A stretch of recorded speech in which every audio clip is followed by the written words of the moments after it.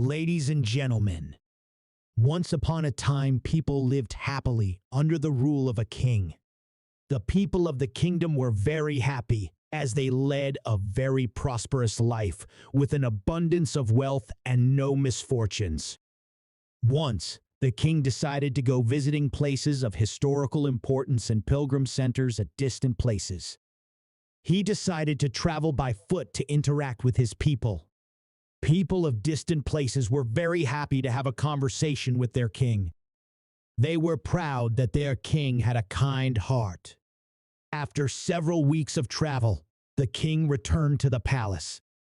He was quite happy that he had visited many pilgrim centers and witnessed his people leading a prosperous life. However, he had one regret. He had intolerable pain in his feet as it was his first trip by foot covering a long distance.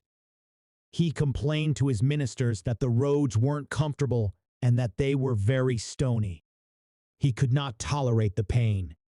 He said that he was very much worried about the people who had to walk along those roads as it would be painful for them too. Considering all this, he ordered his servants to cover the roads in the whole country with leather so that the people of his kingdom can walk comfortably. The king's ministers were stunned to hear his order, as it would mean that thousands of cows would have to be slaughtered in order to get sufficient quantity of leather. And it would cost a huge amount of money also. Finally, a wise man from the ministry came to the king and said that he had another idea.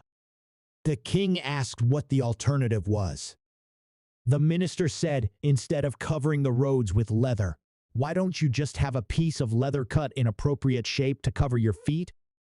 The king was very much surprised by his suggestion and applauded the wisdom of the minister. He ordered a pair of leather shoes for himself and requested all his countrymen also to wear shoes. So, my friends, instead of trying to change the world, we should try to change ourselves. Thanks for watching.